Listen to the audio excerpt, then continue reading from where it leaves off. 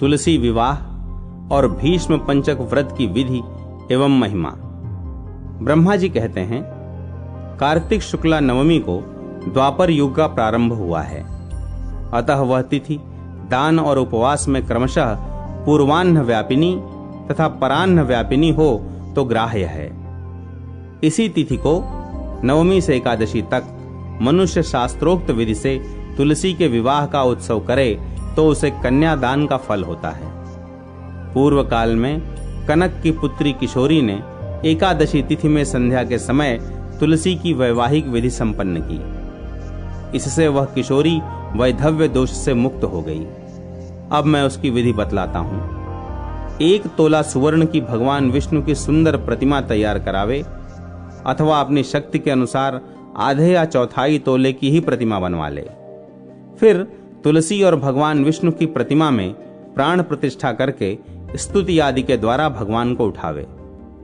पुनः पुरुष सूक्त के मंत्रों द्वारा षोडशोपचार से पूजा करे।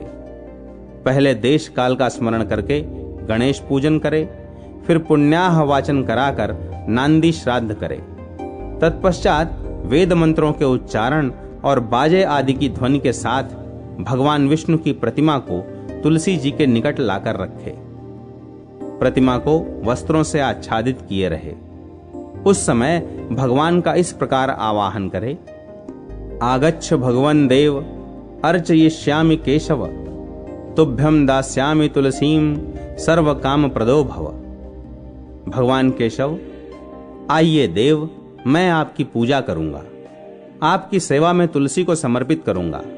आप मेरे संपूर्ण मनोरथों को पूर्ण करें। इस प्रकार आवाहन के पश्चात 3-3 बार अर्घ्य, पाद्य और विष्टर का उच्चारण करके इन्हें बारी बारी से भगवान को समर्पित करें। फिर आचमनीय पद का 3 बार उच्चारण करके भगवान को आचमन करावे। इसके बाद कांस्य के पात्र में दही, घी और मधु रखकर उसे कांस्य के पात्र से ही ढक दे तथा भगवान को अर्पण करते हुए इस प्रकार कहे, वासुदेव, आपको नमस्कार है, यह मधु पर्क ग्रहण कीजिए। तदनंतर हरिद्रा लेपन और अभ्यंग कार्य संपन्न करके गोधूली की बेला में तुलसी और श्री विष्णु का पूजन पृथक पृथक करना चाहिए। दोनों को एक दूसरे के सम्मुख रखकर मंगल पाठ करें। जब भगवान सूर्य कुछ कुछ दिखाई देते हों तब कन्यादान का संकल्प करें। अपने गोत्र और प्रवर का उच्चारण करके आदि की 3 पीढ़ियों का भी आवर्तन करें। तत्पश्चात भगवान से इस प्रकार कहे, अनादि मध्य निधन त्रैलोक्य प्रतिपालक इमाम गृहाण तुलसीम विवाह विधिनेश्वर, पार्वती बीज संभूताम वृंदा भस्म निसंस्थिताम अनादि मध्य निधनाम वल्लभाम ते ददाम्यहम्। पयो घटैश्च सेवाभिः कन्या वद्वर्दिताम मया, त्वत्प्रियाम तुलसी तुभ्यम ददामि त्वं गृहाण भोः। आदि, मध्य और अंत से रहित त्रिभुवन प्रतिपालक परमेश्वर, इस तुलसी को आप विवाह की विधि से ग्रहण करें। यह पार्वती के बीज से प्रकट हुई है, वृंदा की भस्म में स्थित रही है तथा आदि, मध्य और अंत से शून्य है। आपको तुलसी बहुत ही प्रिय है, अतः इसे मैं आपकी सेवा में अर्पित करता हूं। मैंने जल के घड़ों से सींचकर और अन्य प्रकार की सेवाएं करके अपनी पुत्री की भांति से पाला, पोसा और बढ़ाया है। आपकी प्रिया तुलसी मैं आपको ही दे रहा हूं। प्रभो, आप इसे ग्रहण करें। इस प्रकार तुलसी का दान करके फिर उन दोनों तुलसी और विष्णु की पूजा करें। विवाह का उत्सव मनाए। सवेरा होने पर पुनः तुलसी और विष्णु का पूजन करें। अग्नि की स्थापना करके उसमें द्वादशाक्षर मंत्र से खीर, घी, मधु और तिल मिश्रित हवनीय द्रव्य की 108 आहुति दे। फिर स्विष्टकृत होम करके पूर्णाहुति दे। आचार्य की पूजा करके होम की शेष विधि पूरी करे। उसके बाद भगवान से इस प्रकार प्रार्थना करे, देव, प्रभो, आपकी प्रसन्नता के लिए मैंने यह व्रत किया है। जनार्दन, इसमें जो न्यूनता हो वह आपके प्रसाद से पूर्णता को प्राप्त हो जाए। यदि द्वादशी में रेवती का चौथा चरण बीत रहा हो तो उस समय पारण न करे। जो उस समय भी पारण करता है वह अपने व्रत को निष्फल कर देता है।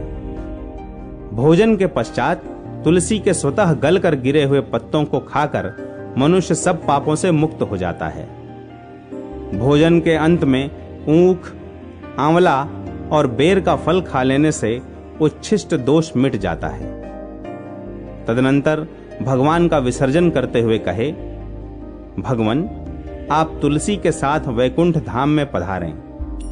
प्रभो, मेरे द्वारा की हुई पूजा ग्रहण करके आप सदा संतुष्ट रहें। इस प्रकार देवेश्वर विष्णु का विसर्जन करके मूर्ति आदि सब सामग्री आचार्य को अर्पण करे। इससे मनुष्य कृतार्थ हो जाता है। कार्तिक शुक्ल पक्ष में एकादशी को प्रातः काल विधि पूर्वक स्नान करके 5 दिन का व्रत ग्रहण करे। बाण शैया पर सोए हुए महात्मा भीष्म ने राजधर्म, मोक्ष धर्म और दान धर्म का वर्णन किया, जिसे पांडवों के साथ ही भगवान श्री कृष्ण ने भी सुना। उससे प्रसन्न होकर भगवान वासुदेव ने कहा, भीष्म तुम धन्य हो, धन्य हो। तुमने धर्मों का स्वरूप अच्छी तरह श्रवण कराया है। कार्तिक की एकादशी को तुमने जल के लिए याचना की और अर्जुन ने बाण के वेग से गंगा जल प्रस्तुत किया, जिससे तुम्हारे तन, मन, प्राण संतुष्ट हुए। इसलिए आज से लेकर पूर्णिमा तक तुम्हें सब लोग अर्धदान से तृप्त करें और मुझको संतुष्ट करने वाले इस भीष्म पंचक नामक व्रत का पालन प्रतिवर्ष करते रहें। निम्नांकित मंत्र पढ़कर सव्य भाव से महात्मा भीष्म के लिए तर्पण करना चाहिए। यह भीष्म तर्पण सभी वर्णों के लोगों के लिए कर्तव्य है।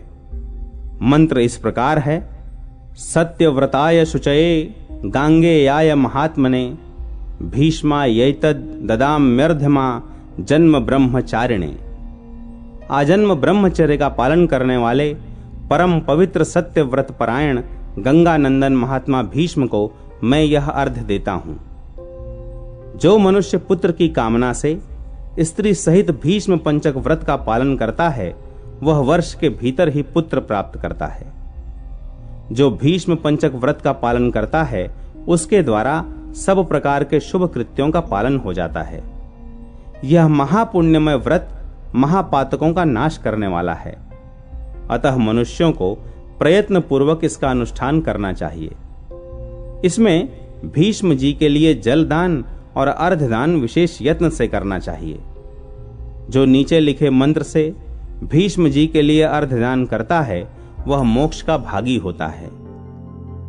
वैयाघ्र पद गोत्राय सांकृत प्रवराय च अपुन्नाय ददाम्येत दुदकम भीष्म वर्मणे वसु नामवताराय शंतनोरात्मजाय च अर्ध ददामि भीष्माय आजन्म ब्रह्मचारिणे।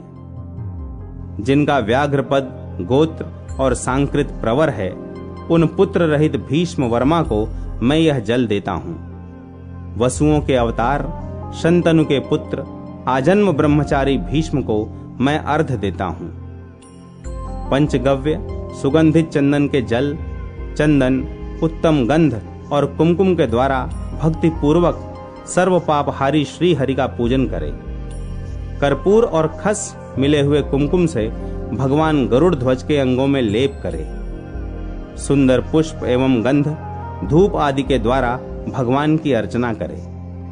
5 दिनों तक भगवान के समीप दिन रात दीपक जलाता रहे। देवाधिदेव भगवान के लिए उत्तम से उत्तम नैवेद्य निवेदन करे। इस प्रकार भगवान की पूजा अर्चा, ध्यान और नमस्कार के पश्चात ओम नमो वासुदेवाय इस मंत्र का 108 बार जप करे। फिर घी मिलाए हुए तिल, चावल और जौ आदि के द्वारा स्वाहा विशिष्ट षडक्षर ओम रामाय नमः मंत्र से आहुति दे। इसके बाद सायं संध्या करके भगवान विष्णु को प्रणाम करे तथा पूर्ववत मंत्र जप कर धरती पर ही शयन करे। भक्ति पूर्वक भगवान में ही मन को लगाए। व्रत के समय बुद्धिमान पुरुष ब्रह्मचर्य का पालन करते हुए पाप पूर्ण विचार तथा पाप के कारणभूत मैथुन का परित्याग करे। शाकाहार तथा मुनियों के अन्न से निर्वाह करते हुए सदा भगवान विष्णु के पूजन में तत्पर रहे। रात्रि में पंचगव्य लेकर भोजन करे। इस प्रकार भली भांति व्रत को समाप्त करे। ऐसा करने से मनुष्य शास्त्रोक्त फल को पाता है। स्त्रियों को अपने पति की आज्ञा लेकर पुण्य की वृद्धि करनी चाहिए। विधवाओं को भी मोक्ष सुख की वृद्धि के लिए व्रत का अनुष्ठान करना चाहिए। पहले अयोध्यापुरी में कोई अतिथि नाम के राजा हो गए हैं। उन्होंने वशिष्ठ जी के वचन से इस परम दुर्लभ व्रत का अनुष्ठान किया था, जिससे इस लोक में संपूर्ण भोगों का उपभोग करके अंत में वे भगवान विष्णु के परम धाम में गए। इस प्रकार नियम, उपवास और पंचगव्य से तथा दूध, फल, मूल एवं भविष्य के आहार से निर्वाह करते हुए भीष्म पंचक व्रत का पालन करे। पौर्णमासी आने पर पहले के समान पूजन करके ब्राह्मणों को भोजन करावे और बछड़े सहित गौ का दान करे। एकादशी से लेकर पूर्णिमा तक 5 दिनों का भीष्म पंचक व्रत समस्त भूमंडल में प्रसिद्ध है। अन्न भोजन करने वाले पुरुष के लिए यह व्रत नहीं कहा गया है। इसमें अन्न का निषेध है। इस व्रत का पालन करने पर भगवान विष्णु शुभ फल प्रदान करते हैं। एकादशी को भगवान के जगाने की विधि, कार्तिक व्रत का उद्यापन और अंतिम 3 तिथियों की महिमा के साथ ग्रंथ का उपसंहार। ब्रह्मा जी कहते हैं, जो पुरुष कार्तिक मास में प्रतिदिन पुरुष सूक्त के मंत्रों द्वारा अथवा पांचरात्र आगम में बताई हुई विधि के अनुसार भगवान विष्णु का पूजन करता है, वह मोक्ष का भागी होता है। जो कार्तिक में ओम नमो नारायणाय इस मंत्र से श्री हरि की आराधना करता है, वह नरक के दुखों से मुक्त हो रोग शोक से रहित वैकुंठ धाम को प्राप्त होता है। कार्तिक मास में जो मनुष्य विष्णु सहस्त्र नाम तथा गजेंद्र मोक्ष का पाठ करता है, उसका फिर संसार में जन्म नहीं होता।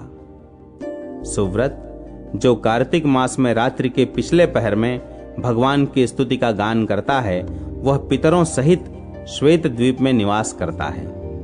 आषाढ़ के शुक्ल पक्ष में एकादशी तिथि को शंखासुर दैत्य मारा गया है। अतः उसी दिन से आरंभ करके भगवान 4 मास तक क्षीर समुद्र में शयन करते हैं और कार्तिक शुक्ला एकादशी को जागते हैं। इस कारण वैष्णवों को एकादशी में निम्नांकित मंत्र का उच्चारण करके भगवान को जगाना चाहिए। उत्तिष्ठोत्तिष्ठ गोविंद उत्तिष्ठ गरुड़ ध्वज उत्तिष्ठ कमलाकांत त्रैलोक्य मंगलम कुरु। हे गोविंद उठिए उठिए, हे गरुड़ ध्वज उठिए, हे कमलाकांत निद्रा का त्याग कर तीनों लोकों का मंगल कीजिए। ऐसा कहकर प्रातःकाल शंख और नगाड़े आदि बजवावे। वीणा, वेणु और मृदंग आदि की मधुर ध्वनि के साथ नृत्य, गीत और कीर्तन आदि करे। देवेश्वर श्री विष्णु को उठाकर उनकी पूजा करे और सायंकाल में तुलसी की वैवाहिक विधि को संपन्न करे। एकादशी सदा ही पवित्र है। विशेषतः कार्तिक की एकादशी परम पुण्यमयी मानी गई है। उत्तम बुद्धि वाला मनुष्य वृद्ध माता पिता का विधिपूर्वक पूजन करके अपनी स्त्रियों के साथ भगवान विष्णु के प्रसाद को भक्षण करे। जो इस प्रकार विधि से द्वादशी व्रत का अनुष्ठान करता है, वह मनुष्य उत्तम सुखों का उपभोग करके अंत में मोक्ष को प्राप्त होता है। मुनि श्रेष्ठ, जो मनुष्य द्वादशी तिथि के इस परम उत्तम पुण्यमय महात्म का पाठ अथवा श्रवण करता है, वह उत्तम गति को प्राप्त होता है। अब मैं कार्तिक व्रत के उद्यापन का वर्णन करता हूं, जो सब पापों का नाश करने वाला है। व्रत का पालन करने वाला मनुष्य कार्तिक शुक्ला चतुर्दशी को व्रत की पूर्ति और भगवान विष्णु की प्रीति के लिए उद्यापन करे। तुलसी के ऊपर एक सुंदर मंडप बनवावे, उसे केले के खंभों से संयुक्त करके नाना प्रकार की धातुओं से उसकी विचित्र शोभा बढ़ावे। मंडप के चारों ओर दीपकों की श्रेणी सुंदर ढंग से सजाकर रखे। उस मंडप में सुंदर बंधनवारों से सुशोभित 4 दरवाजे बनावे और उन्हें फूलों तथा चंवर से सुसज्जित करे। द्वारों पर पृथक पृथक मिट्टी के द्वारपाल बनाकर उनकी पूजा करे। उनके नाम इस प्रकार हैं: जय, विजय, चंड, प्रचंड, नंद, सुनंद, कुमुद और कुमुदाक्ष। उन्हें चारों दरवाजों पर 2-2 के क्रम से स्थापित कर भक्ति पूर्वक पूजन करे। तुलसी की जड़ के समीप 4 रंगों से सुशोभित सर्वतोभद्र मंडल बनावे और उसके ऊपर पूर्ण पात्र तथा पंचरत्न से संयुक्त कलश की स्थापना करे। कलश के ऊपर शंख, चक्र, गदाधारी भगवान विष्णु का पूजन करे।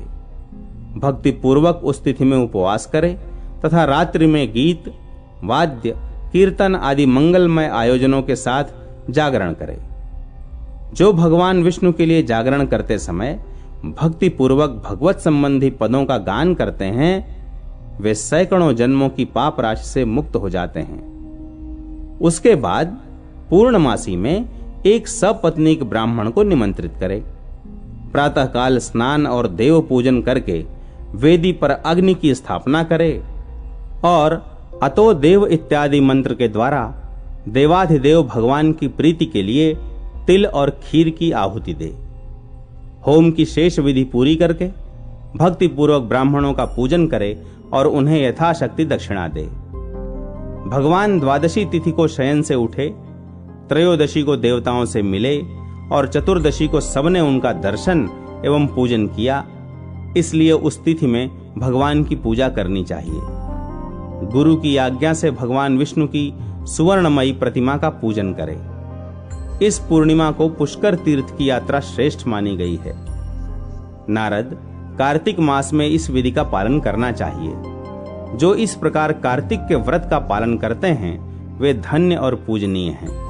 उन्हें उत्तम फल की प्राप्ति होती है। जो भगवान विष्णु की भक्ति में तत्पर हो कार्तिक में व्रत का पालन करते हैं, उनके शरीर में स्थित सभी पाप तत्काल नष्ट हो जाते हैं। जो श्रद्धा पूर्वक कार्तिक के उद्यापन का महात्म्य सुनता है या सुनाता है, वह भगवान विष्णु का सायुज्य प्राप्त करता है। भगवान विष्णु की पूजा में रात्रिकाल व्यापिनी चतुर्दशी ग्रहण करनी चाहिए और अरुणोदय के समय भगवान शिव की पूजा करनी चाहिए। सायंकाल काशी के पंचगंगा तीर्थ में स्नान करके भगवान बिंदु माधव की पूजा करें। पहले विष्णु कांची में स्नान करके भगवान अनंत सेन की पूजा करें। फिर रुद्र कांची में स्नान करके ओंकारेश्वर के अग्नि तीर्थ में नहाकर भगवान नारायण की, रेतोदक में स्नान करके केदारेश्वर की, प्रयाग की यमुना में नहाकर भगवान वेणी माधव की और फिर गंगा में स्नान करके संगमेश्वर की पूजा करें। जो ऐसा करता है उसके सब प्रकार की संपत्तियां अधीन हो जाती हैं। कार्तिक मास के शुक्ल पक्ष में जो अंतिम 3 पुण्यमयी तिथियां हैं वे त्रयोदशी, चतुर्दशी और पूर्णिमा कल्याण करने वाली मानी गई हैं। उनकी अति पुष्करणी संज्ञा है। वे सब पापों का नाश करने वाली हैं। जो पूरे कार्तिक मास में स्नान करता है वह इन्हीं 3 तिथियों में स्नान करके पूर्ण फल का भागी होता है। त्रयोदशी में समस्त वेद जाकर प्राणियों को पवित्र करते हैं। चतुर्दशी में यज्ञ और देवता सब जीवों को पावन बनाते हैं और पूर्णिमा में भगवान विष्णु से अधिष्ठित संपूर्ण श्रेष्ठ तीर्थ ब्रह्मघाती और शराबी आदि सब पापी प्राणियों को शुद्ध करते हैं। जो गृहस्थ उक्त 3 तिथियों में ब्राह्मण कुटुंब को भोजन कराता है वह अपने समस्त पितरों का उद्धार करके परम पद को प्राप्त होता है। जो कार्तिक के अंतिम 3 दिनों में गीता पाठ करता है उसे प्रतिदिन अश्वमेघ यज्ञ का फल प्राप्त होता है। जो उक्त 3 दिन विष्णु सहस्त्र नाम का पाठ करता है वह जल से कमल के पत्तों की भांति पापों से कभी लिप्त नहीं होता। वैसा करने वाले कुछ मनुष्य देवता और कुछ सिद्ध होते हैं। कार्तिक मास की अंतिम 3 तिथियों में सब पुण्यों का उदय होता है। उनमें भी पूर्णिमा का महत्व विशेष है। पूर्णिमा को प्रातः काल उठकर शौच स्नानादि से निवृत्त हो समस्त नित्य कर्मों की समाप्ति करके भगवान विष्णु का पूजन करें। बगीचे में अथवा घर पर भगवत भक्त पुरुष कार्तिक पूर्णिमा के दिन मंडप बनावे। उसे केले के खंभों से सुशोभित करे। उसमें आम के पल्लवों की बंधनवार लगावे और ऊख के डंडे खड़े करके उस मंडप को सजावे। विचित्र वस्त्रों से मंडप को अलंकृत करके उसमें भगवान विष्णु की पूजा करे। पवित्र, चतुर, शांत, ईर्ष्या रहित, साधु, दयालु, उत्तम वक्ता और श्रेष्ठ बुद्धि वाला पुराणज्ञ विद्वान वहां बैठकर पवित्र कथा कहे। पौराणिक विद्वान जब व्यासासन पर बैठ जाए तब से लेकर उस प्रसंग की समाप्ति होने तक किसी को नमस्कार न करे। जहां दुष्ट मनुष्य भरे हुए हों, जो शूद्र और हिंसक प्राणियों से घिरा हुआ हो, अथवा जहां जुए का अड्डा हो, ऐसे स्थान में बुद्धिमान पुरुष पुण्य कथा न कहे। जो शुद्ध और भक्ति से संयुक्त अन्य कार्यों की अभिलाषा न रखने वाले, मौन, पवित्र एवं चतुर हों, वे ही श्रोता पुण्य के भागी होते हैं। जो मनुष्य बिना भक्ति के तथा अधम भाव लेकर पवित्र कथा को सुनते हैं, उनको पुण्य फल नहीं प्राप्त होता। मास के अंत में गंध, माल्य, वस्त्र, आभूषण तथा धन के द्वारा भक्ति पूर्वक पौराणिक विद्वान का पूजन करें। जो मनुष्य कल्याणमयी पुराण कथा को सुनाते हैं, वे 100 कोटि कल्पों से अधिक काल तक ब्रह्मलोक में निवास करते हैं। जो पौराणिक विद्वान के बैठने के लिए कंबल, मृगचर्म, वस्त्र, चौकी अथवा पलंग देते हैं, जो पहनने के लिए कपड़े देते हैं, वे ब्रह्मलोक में निवास करते हैं। यह कार्तिक महात्म्य सब रोगों और संपूर्ण पापों का नाश करने वाला है। जो मनुष्य इस महात्म्य को भक्ति पूर्वक पढ़ता और जो सुनकर धारण करता है, वह सब पापों से मुक्त हो भगवान विष्णु के लोक में जाता है।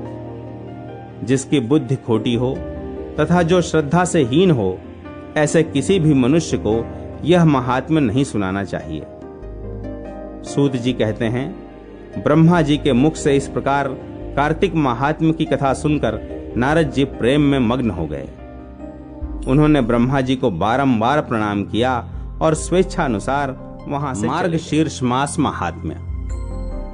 मार्गशीर्ष मास में प्रातः स्नान की महिमा, स्नान विधि, तिलक धारण, गोपी चंदन का महात्म्य, तुलसी माला का महत्व, भगवत पूजन का विधान और शंख की महिमा। सूत जी कहते हैं, देवकी नंदम कृष्णम जगदानंद कारकम भुक्ति मुक्ति प्रदम वंदे माधवम भक्त वत्सलम। जो संपूर्ण जगत को आनंद प्रदान करने वाले तथा भोग और मोक्ष देने वाले हैं, उन लक्ष्मीपति भक्त वत्सल देवकी नंदन श्री कृष्ण को मैं प्रणाम करता हूं। श्वेत द्वीप में देवाधिदेव भगवान रमाकांत सुख से विराजमान थे। उस समय ब्रह्मा जी ने उन्हें नमस्कार करके पूछा, ऋषिकेश, आप संपूर्ण जगत को धारण करने वाले हैं। आपके नामों का श्रवण और कीर्तन परम पवित्र है। आपने पहले यह कहा है कि मासा नाम मार्गशीर्षोहम, महीनों में मैं मार्गशीर्ष हूं। अतः उस महीने का महात्म्य क्या है, यह मैं यथार्थ रूप से जानना चाहता हूं। श्री भगवान बोले, ब्रह्मन, जो कोई पुण्य करने वाले मेरे भक्त हैं, उन्हें मार्गशीर्ष मास का व्रत अवश्य करना चाहिए, क्योंकि यह मेरी प्राप्ति कराने वाला है। मार्गशीर्ष मास मुझे सदैव प्रिय है। जो मनुष्य प्रातः काल उठकर मार्गशीर्ष में विधि पूर्वक स्नान करता है, उस पर संतुष्ट होकर मैं अपने आप को भी उसे समर्पित कर देता हूं। इस विषय में इस इतिहास का उदाहरण दिया करते हैं। इस पृथ्वी पर महात्मा नंद गोप सर्वत्र विख्यात थे। उनके रमणीय गोकुल में सहस्त्रों गोप कन्याएं थीं। उन सब का चित्त मेरे स्वरूप में लग गया। तब मैंने उन्हें मार्गशीर्ष में स्नान करने की सलाह दी। उन्होंने उस समय प्रतिदिन प्रातःकाल विधि पूर्वक स्नान और पूजन किया, हविष्यान्न भोजन किया और अपने इष्ट देव को नमस्कार किया।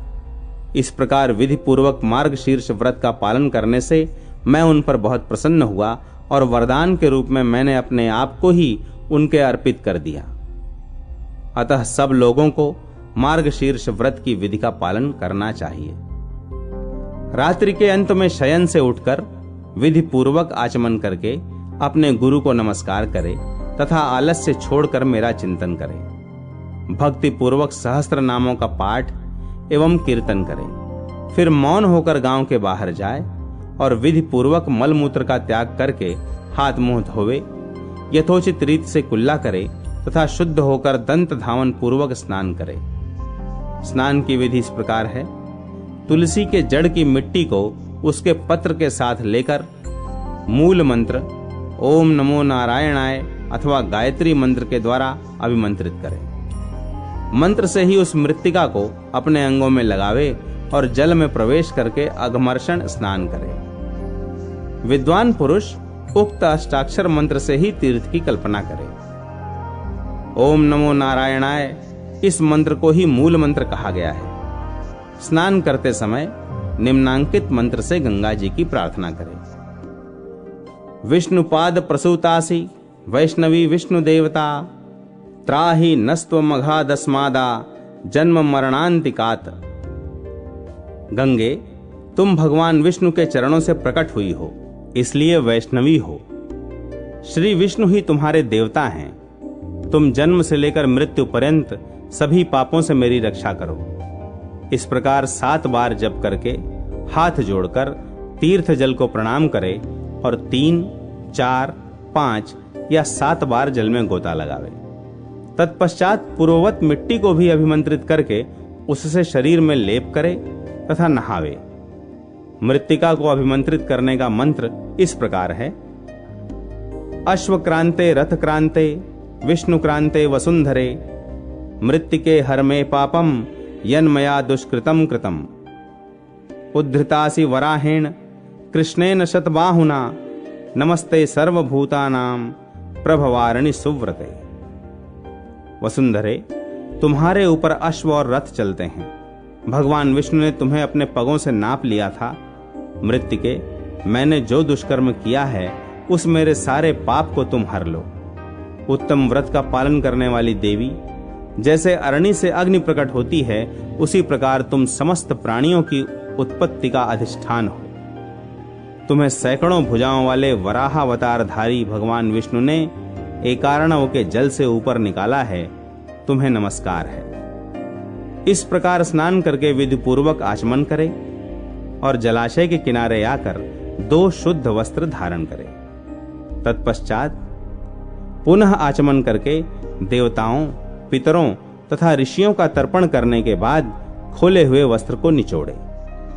तदनंतर पुनः आचमन करके धौत वस्त्र से अपने को आच्छादित कर तीर्थ की विमल मृत्तिका हाथ में ले और उक्त मंत्र से ही अभिमंत्रित करके उसके द्वारा वैष्णव पुरुष ललाट आदि अंगों में ऊर्ध्व पुंड्र धारण करे। ललाट में तिलक लगाते समय केशवाय नमः कहकर भगवान केशव का चिंतन करे। इसी प्रकार उदर में नारायण, वक्षस्थल में माधव, कंठकूप में गोविंद, दाहिनी कुक्षी में विष्णु, दाहिनी भुजा में मधुसूदन, कानों के मूल भाग में त्रिविक्रम, वाम पार्श्व में वामन, बाईं भुजा में श्रीधर, पीठ में पद्मनाभ, गर्दन के पीछे दामोदर और मस्तक में भगवान वासुदेव का न्यास एवं चिंतन करें। इस प्रकार भगवान विष्णु के सालोक्य की सिद्धि के लिए नित्य ऊर्ध्व पुंड्र धारण करना चाहिए। जो द्वारका की मृत्तिका को हाथ में लेकर उससे प्रतिदिन अपने ललाट में ऊर्ध्व पुंड्र करता है, उसके द्वारा किए जाने वाले सत्कर्मों का फल कोटि गुना हो जाता है। ललाट में गोपी चंदन का तिलक करने से मनुष्य अपने कर्मों का अक्षय फल पाता है। जो ब्राह्मण गोपी चंदन का सुंदर ऊर्ध्व पुंड्र प्रतिदिन अपने ललाट में धारण करता है, वह मेरे धाम में स्थित होता है और मैं लक्ष्मी जी के साथ उस घर में सदैव निवास करता हूँ। मृत्यु काल में जिसकी भुजाओं में, ललाट में, हृदय में और मस्तक में गोपी चंदन लगा होता है, वह मुझ लक्ष्मीपति के लोक में जाता है। जिसके ललाट में गोपी चंदन विद्यमान है, उसको मेरे प्रभाव से ग्रह, राक्षस, यक्ष, पिशाच, नाग और भूत आदि पीड़ा नहीं देते हैं। चतुरानन, मेरा प्रिय करने के लिए तथा अपने कल्याण और रक्षा के लिए मेरा भक्त प्रतिदिन सायंकाल और प्रातः काल मेरी पूजा और होम में एकाग्रचित्त हो ऊर्ध्व पुंड्र धारण करे। ऊर्ध्व पुंड्र संसार बंधन का नाश करने वाला है। जो तुलसी काष्ठ की माला मुझे भक्ति पूर्वक निवेदन करके फिर प्रसाद रूप से उसको स्वयं धारण करता है, उसके पातकों का नाश हो जाता है और उसके ऊपर मैं सदैव प्रसन्न रहता हूं। जिसके घर में तुलसी का काष्ठ अथवा तुलसी का हरा या सूखा पत्ता रहता है, उसके घर में कलयुग का पाप नहीं फैलता। इसलिए तुलसी की माला को प्रयत्न पूर्वक धारण करना चाहिए। पद्माक्ष और आंवले की माला भी भक्ति पूर्वक मुझे निवेदन करके धारण की जाए तो वह उत्तम पुण्य देने वाली होती है। रत्नमय सिंहासन की भावना करके उसके ऊपर अष्टदल कमल का चिंतन करें। उसके प्रत्येक दल में ओम नमो नारायणाय इस अष्टाक्षर मंत्र का एक एक अक्षर है। उस कमल पर बैठे हुए कोटि कोटि चंद्रमा के समान कांतिमान मुझ चतुर्भुज विष्णु का ध्यान करें। उस समय मेरे हाथों में महान पद्म, शंख, चक्र और गदा सुशोभित हैं। नेत्र विकसित कमल दल के समान विशाल हैं। विग्रह समस्त शुभ लक्षणों से लक्षित है।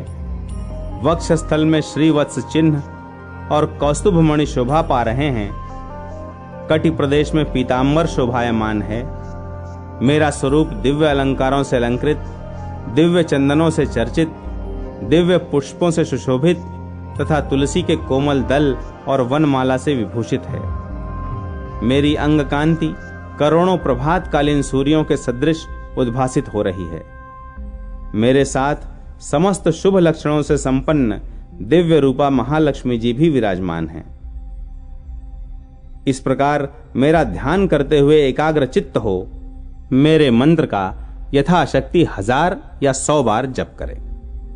पहले मानसिक पूजन करके फिर पूजन सामग्रियों द्वारा विधिपूर्वक बाह्य पूजा करें। मेरा स्मरण करके पूजन के प्रारंभ में मंगल पाठ करें। उसके बाद मेरे परम प्रिय पांचजन्य शंख की पूजा करें। शंख के पूजन में निम्नांकित मंत्रों का उच्चारण करते हुए प्रार्थना करें। त्वं पुरा सागरोत्पन्न विष्णुना विधृतः करे निर्मितः सर्वदेवेश्च पांचजन्य नमोस्तुते तव नादेन जीमूता वित्रसन्ति सुरासुराः शशांकायुत दीप्ताभ पांचजन्य नमोस्तुते।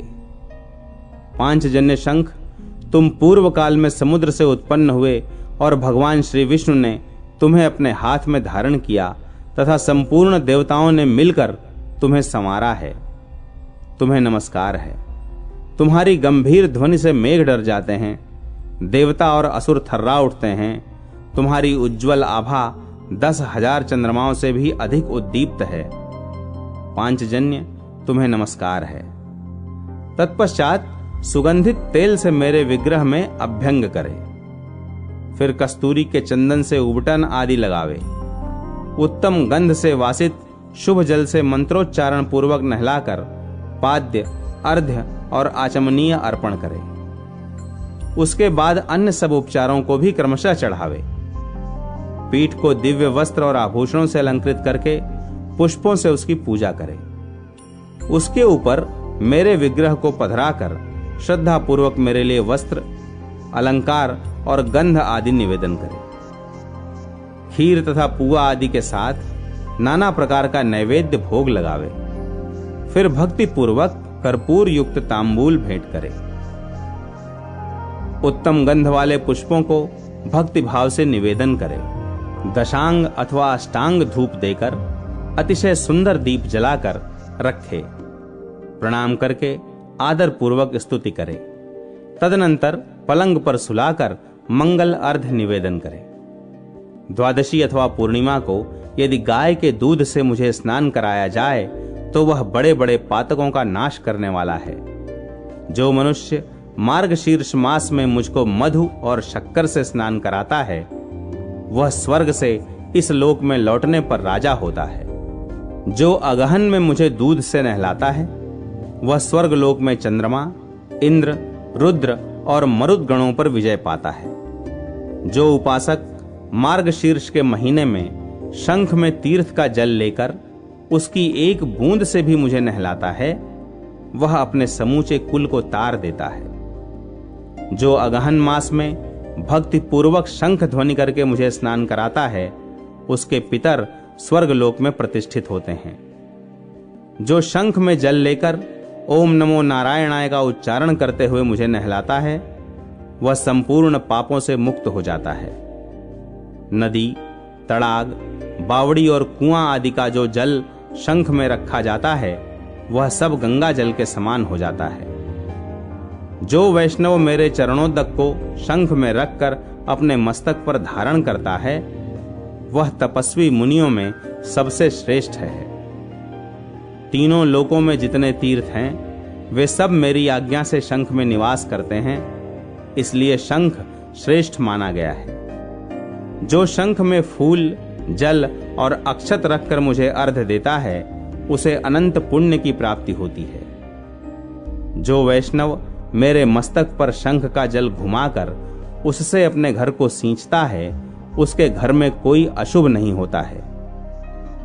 बाजों के उच्च स्वर और गीत कीर्तन आदि के मंगलमय शब्दों के साथ जो भक्ति पूर्वक मुझे स्नान कराता है वह जीवन मुक्त हो जाता है।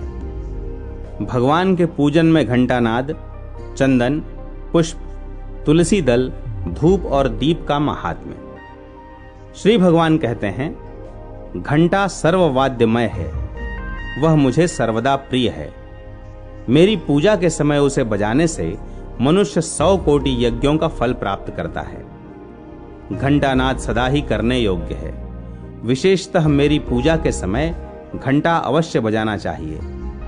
मृदंग और शंख की ध्वनि तथा प्रणव के उच्चारण के साथ किया हुआ मेरा पूजन मनुष्यों को सदैव मोक्ष प्रदान करने वाला है। मेरे पूजन के समय जो घंटानाद करता है उसके 100 जन्मों के पाप तत्काल नष्ट हो जाते हैं। जो मनुष्य गरुड़ की पीठ पर लक्ष्मी के साथ बैठे हुए मुझ शंख, चक्र, गदा और पद्मधारी विष्णु की पूजा करते हैं वे मेरे धाम को प्राप्त होते हैं। मेरे समीप गीत, कीर्तन और नृत्य करके मनुष्य अपने पितरों का उद्धार करता है। जो गरुड़ चिन्ह से युक्त घंटा हाथ में लेकर धूप, आरती, स्नान, पूजा और विलेपन के समय मेरे आगे प्रतिदिन बजाता है वह प्रत्येक उपचार में बजाने के बदले 100 चांद्रायण से प्राप्त होने वाले फल को पाता है। जो तुलसी काष्ठ का घिसा हुआ चंदन मुझे अर्पण करता है उसके 100 जन्मों के समस्त पातकों को मैं भस्म कर देता हूं। जो कलयुग के मार्गशीर्ष मास में मुझे तुलसी काष्ठ का चंदन देते हैं वे निश्चय ही कृतार्थ हो जाते हैं। जो शंख में चंदन रखकर मार्गशीर्ष मास में मेरे अंगों में लगाता है उसके ऊपर मैं विशेष प्रेम करता हूं। जो अगहन में तुलसी दल और आंवलों से भक्ति पूर्वक मेरी सेवा करता है वह मनोवांछित फल को पाता है। बेला, चमेली, जूही, अतिमुक्ता, कनेर, वैजयंती, विजया, चमेली के गुच्छे, कर्णिकार, कुरैया, चंपक, चातक, कुंद, करचूर, मल्लिका, अशोक, तिलक तथा अपर यूथिका इत्यादि फूल मेरी पूजा के लिए उत्तम होते हैं। केतकी का पत्ता और पुष्प, भृंगराज, तुलसी का पत्ता और फूल ये सब मुझे शीघ्र प्रसन्न करने वाले हैं। लाल, नील और सफेद कमल मार्गशीर्ष मास में मुझे अत्यंत प्रिय हैं। मेरी पूजा के लिए वे ही फूल उत्तम माने गए हैं जो सुंदर रंग वाले होने के साथ ही सरस और सुगंधित हों। बिल्वपत्र, शमी पत्र, भृंगराज पत्र और आमलकी पत्र ये मेरे पूजन के लिए शुभ हैं। वन अथवा पर्वत में उत्पन्न होने वाले फूल और पत्र यदि तुरंत के तोड़े हुए छिद्र रहित और कीट वर्जित हों तो उन्हें जल से धोकर उनके द्वारा मेरी पूजा करनी चाहिए। बगीचे में खिलने वाले फूलों से भी मेरी पूजा की जा सकती है। जिन वृक्षों के फूल मेरी पूजा के लिए उत्तम माने गए हैं उनके पत्ते भी उत्तम हैं। फूलों और पत्तों के अभाव में उनके फल भी चढ़ाए जा सकते हैं। इन पत्तों, फलों और फूलों से जो अगहन में मेरी पूजा करता है उस पर प्रसन्न होकर मैं अपनी भक्ति देता हूं। जो मनुष्य तुलसी की मंजरियों से मेरी पूजा करता है वह मोक्ष का भागी होता है। जो तुलसी का पौधा लगाकर उसके पत्तों से मेरी पूजा करता है वह मेरे निवास स्थान श्वेत द्वीप में आनंद का अनुभव करता है। जो तुलसी दल से प्रतिदिन मुझ लक्ष्मीपति की पूजा करता है उसके महापातक भी नष्ट हो जाते हैं। फिर उपपातकों की तो बात ही क्या है। बासी फूल और बासी जल पूजा के लिए वर्जित हैं, परंतु तुलसी दल और गंगा जल बासी होने पर भी वर्जित नहीं है। बिल्व पत्र, शमी पत्र, चमेली पत्र और कमल तथा कौस्तुभ मणि से भी तुलसी दल मुझे अधिक प्रिय है। जिसके पत्ते कटे न हों और जो मंजरी के साथ हो, ऐसी तुलसी मुझे लक्ष्मी के समान प्रिय है। जैसी कृष्ण और शुक्ल दोनों पक्षों की एकादशी मुझे प्रिय है, उसी प्रकार गौर और कृष्ण दोनों प्रकार की तुलसी मुझे प्रिय है। कौस्तुभ आदि असंख्य रत्न तभी तक गरजते हैं जब तक कि श्यामा तुलसी की श्याम मंजरी नहीं मिलती है। जो मेरी पूजा के लिए मांगने वालों को तुलसी दल देते हैं तथा अन्य भक्तों को भी तुलसी दल अर्पण करते हैं, वे मेरे अविनाशी धाम को जाते हैं। जो काले अगुर के बने हुए धूप से मेरे मंदिर को सुवासित करता है, वह वैष्णव नरक समुद्र से मुक्त हो जाता है। गुग्गुल में भैंस का घी और शक्कर मिलाकर जो मुझे धूप देता है, उसकी अभिलाषा को मैं पूर्ण करता हूं। अगुरु का धूप देह और गेह दोनों को पवित्र करता है।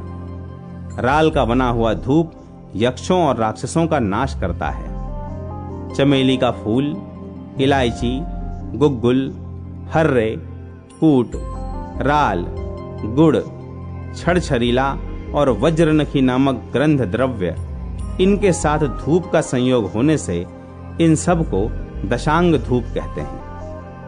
यदि मेरे अत्यंत प्रिय मार्गशीर्ष मास में कोई मनुष्य दशांग धूप देता है, तो मैं उसे अत्यंत दुर्लभ मनोरथ, बल, पुष्टि, स्त्री, पुत्र और भक्ति देता हूं। अनेक बत्तियों से युक्त और घी से भरे हुए दीप को जलाकर जो मनुष्य मेरी आरती उतारता है, वह कोटि कल्पों तक स्वर्गलोक में निवास करता है। जो अगहन के महीने में मेरे आगे होती हुई आरती का दर्शन करता है, वह अंत में परम पद को प्राप्त होता है। जो मेरे आगे भक्ति पूर्वक कपूर की आरती करता है, वह मुझ अनंत में प्रवेश कर जाता है।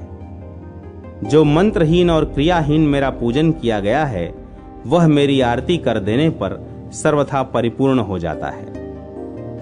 जो मार्गशीर्ष मास में कपूर से दीपक जलाकर मुझे अर्पण करता है, वह अश्वमेघ यज्ञ का फल पाता और अपने कुल का उद्धार। मंत्र जप, साष्टांग प्रणाम तथा दामोदर मंत्र के जप का महात्म्य। श्री भगवान कहते हैं, तदनंतर नैवेद्य का भोग लग जाने पर कर्पूर वासित जल से मुझे आचमन करावे, पान दे और हाथ धोने के लिए चंदन अर्पण करे। फिर पुष्पांजलि देकर भक्ति पूर्वक कपूर से आरती करे। मुकुट और आभूषण आदि समर्पित करके छत्र, चमर भेंट करे तथा श्याम सुंदर विग्रह वाले भगवान विष्णु मेरे प्रति कृपा पूर्वक प्रसन्न मुख हैं, ऐसा ध्यान करते हुए अष्टाक्षर मंत्र का 108 बार जप और स्तोत्रों द्वारा भगवान का स्तवन करे। विद्वान पुरुष चलते, हंसते और अगल बगल में देखते हुए तथा पैर से पैर को दबाकर हाथ को मस्तक पर रखकर खड़े होकर और व्यग्र चित्त होकर मेरे मंत्र का जप न करे।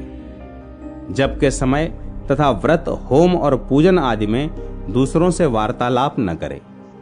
जप का फल तीर्थ आदि में सहस्त्र गुना और मेरे समीप अनंत गुना होता है।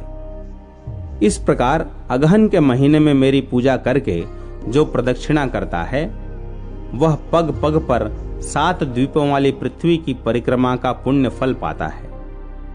सहस्त्र नाम का पाठ अथवा केवल एक नाम का उच्चारण करते हुए जो भक्ति पूर्वक मेरी एक परिक्रमा भी करता है, वह प्रतिदिन के पाप को भस्म कर डालता है।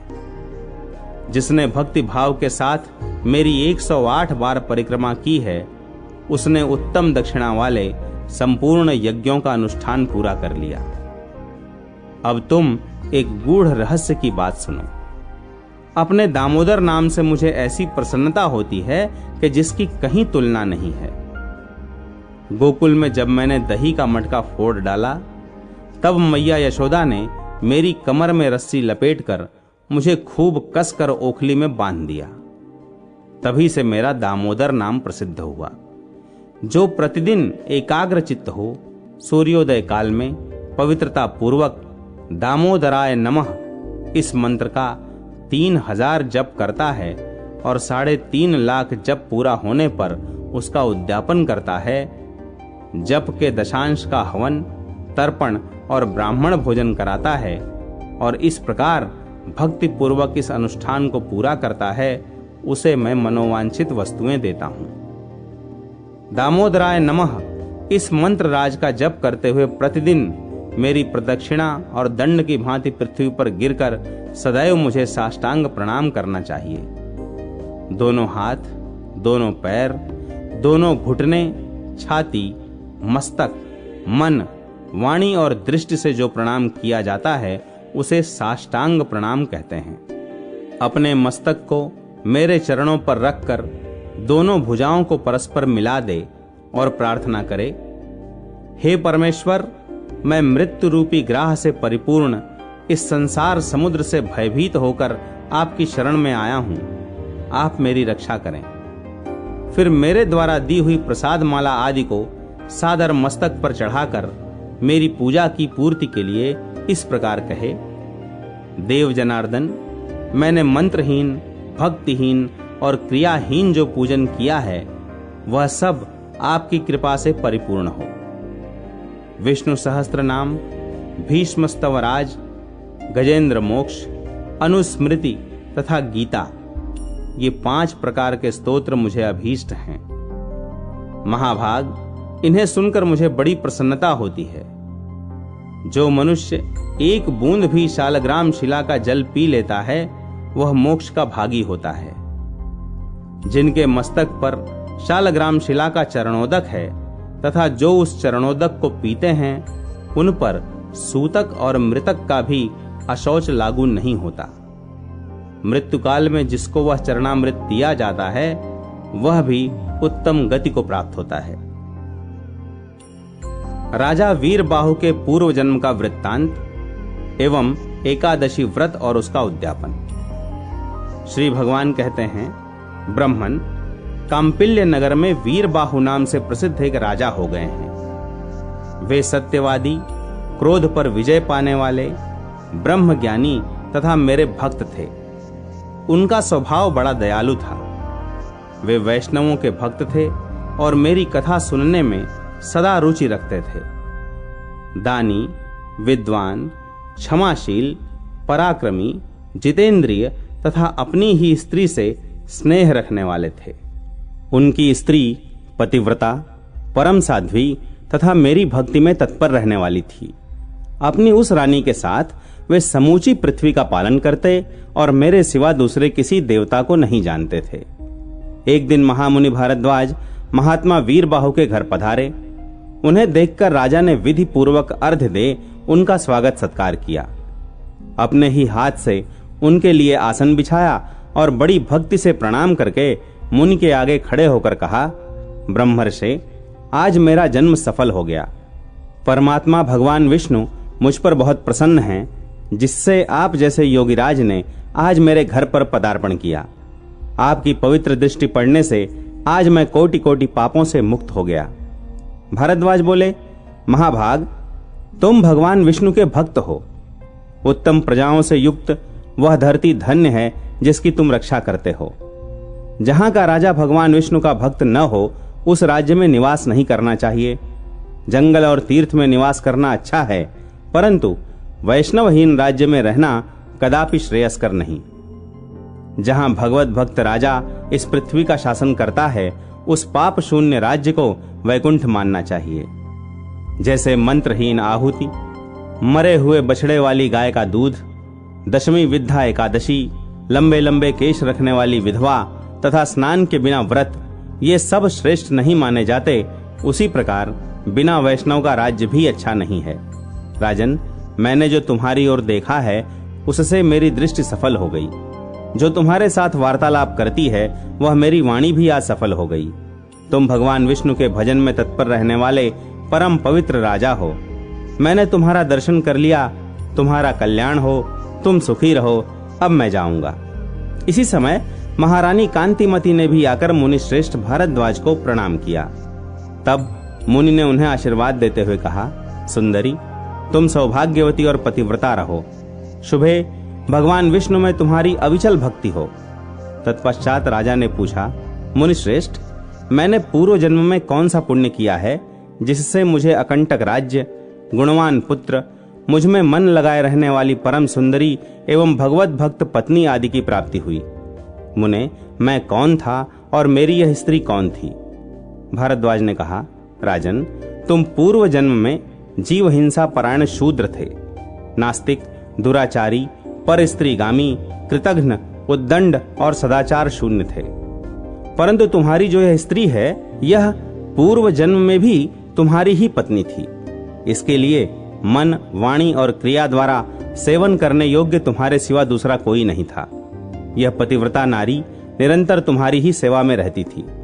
तुम पाप कर्मी थे, इसलिए मित्रों ने तुम्हारा साथ छोड़ा, भाई बंधुओं ने तुम्हें त्याग दिया। तुम्हारे पूर्वजों ने जो धन संचित कर रखा था वह सब नष्ट हो गया। धन नष्ट हो जाने पर भी तुम्हें भोग की अभिलाषा ज्यों की त्यों बनी रही। पूर्व कर्मों के परिणाम से तुम्हारी खेती भी चौपट हो गई। उस दशा में सबने तुम्हें छोड़ दिया, परंतु इस साध्वी स्त्री ने प्रतिदिन क्षीणकाय होती हुई भी तुम्हें नहीं छोड़ा। सब ओर से विफल मनोरथ होकर तुम निर्जन वन में चले गए और वहां अनेक प्रकार के जीवों को मारकर अपना पोषण करने लगे। इस प्रकार रहते हुए तुम्हें बहुत वर्ष बीत गए। एक दिन की बात है, एक महामुनि राह भूलकर उधर आ निकले। वे श्रेष्ठ ब्राह्मण थे और उनका नाम देवशर्मा था। उन्हें दिशा का भी ज्ञान नहीं रह गया था। वे भूख और प्यास से अत्यंत पीड़ित होकर दोपहर के समय वन में गिर पड़े। उस दुख से पीड़ित ब्राह्मण को देखकर तुम्हारे मन में दया आ गई। वे बूढ़े थे और तुमसे अपरिचित भी थे, तो भी तुमने उनका हाथ पकड़कर उठाया और कहा, ब्रह्मर्षे, तुम कृपा करके मेरे आश्रम पर चलो। वहां जल से भरा हुआ सरोवर है जो कमलों के समुदाय से सदा सुशोभित रहता है। वह आश्रम सुंदर फल फूलों वाले मनोहर वृक्षों से घिरा हुआ है। वहां ठंडे जल में स्नान करके नित्य कर्म करो, उसके बाद फल खाओ और शीतल जल पियो। ब्राह्मण को कुछ कुछ चेत हुआ और वे उस शूद्र का हाथ पकड़कर जलाशय के समीप गए। वहां सरोवर के तट पर वृक्ष की छाया में बैठे। फिर विधि पूर्वक स्नान करके देवताओं और पितरों का तर्पण करने के पश्चात भगवान विष्णु की पूजा की और शीतल जल पिया।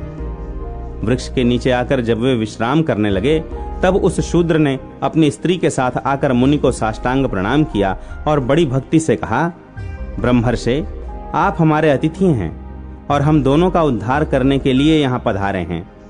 आपके दर्शन मात्र से हमारे सब पापों का नाश हो गया।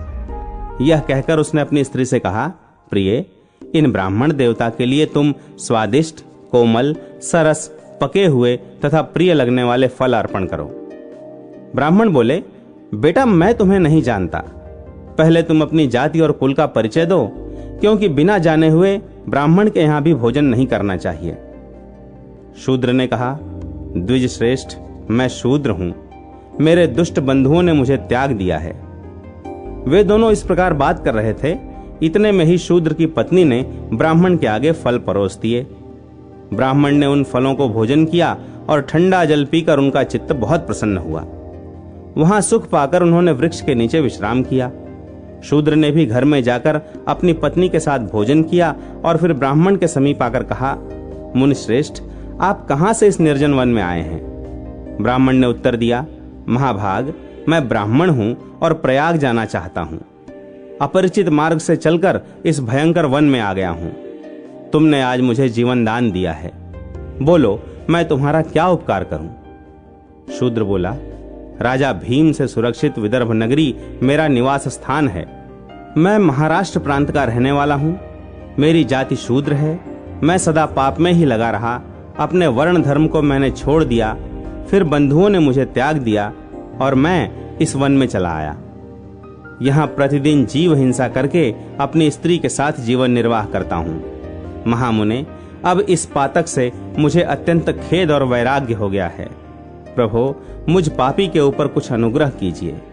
द्विज श्रेष्ठ, मेरे किसी पूर्व पुण्य के प्रभाव से आप यहाँ आए हैं।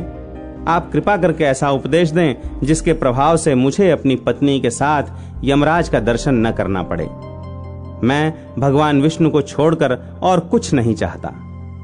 देव शर्मा ने कहा, शूद्र, सहसा तुम्हारे मन में भगवान विष्णु के ऊपर जो ऐसी पूर्ण श्रद्धा बुद्धि हुई है, इससे तुम तीर्थ और व्रत के बिना ही करोड़ों पापों से मुक्त हो गए। आतिथ्य सत्कार और भक्ति से तुम्हें भगवान विष्णु का पद प्राप्त हुआ। यूं कहकर देव शर्मा ब्राह्मण तीर्थराज प्रयाग को चले गए। राजन, तुमने जो कुछ पूछा था वह सब कुछ मैंने तुमसे कह सुनाया। राजा बोले, ब्राह्मण, संपूर्ण एकादशी की उत्तम विधि का उपदेश दीजिए जिससे भगवान विष्णु की प्रसन्नता प्राप्त हो। ऋषि ने कहा, नृपश्रेष्ठ, मार्ग शीर्ष आदि महीनों में सभी द्वादशी तिथियों को कल्याणमय अखंड एकादशी व्रत का पालन करना चाहिए। दशमी को नक्त व्रत करे, एकादशी को दिन में और रात्रि में भी उपवास करे तथा द्वादशी को पारणा के रूप में केवल एक बार भोजन करे। इसे अखंडा एकादशी कहते हैं। दिन के 8वें भाग में जब सूर्य की ज्योति मंद हो गई हो, उसी समय को नक्त जानना चाहिए। उसी में किए हुए भोजन को नक्त व्रत कहते हैं। रात्रि में भोजन करने का नाम नक्त व्रत नहीं है। कांस्य के बर्तन में भोजन, उड़द, मसूर, चना, कोदो, साग, शहद, दूसरे का अन्न, दोबारा भोजन और मैथुन, इन 10 वस्तुओं को विष्णु भक्त मनुष्य दशमी को त्याग दे। बार बार जलपान, हिंसा, अपवित्रता, असत्य भाषण, पान चबाना, दांतन करना, दिन में सोना, मैथुन सेवन, जुआ खेलना, रात में सोना और पतित मनुष्यों से वार्तालाप करना, विष्णु भक्त पुरुष इन 11 बातों को एकादशी के दिन त्याग दे। एकादशी को भगवान से प्रार्थना करे कि हे केशव, आज आपकी प्रसन्नता के लिए मेरे द्वारा दिन और रात में संयम नियम का पालन हो। मेरी सोई हुई इंद्रियों के द्वारा यदि स्वप्न में कोई विकलता, भोजन या मैथुन की क्रिया हो जाए अथवा मेरे दांतों के अंदर यदि पहले से अन्न सटा हुआ हो, तो हे पुरुषोत्तम, इन सब बातों को क्षमा कीजिए।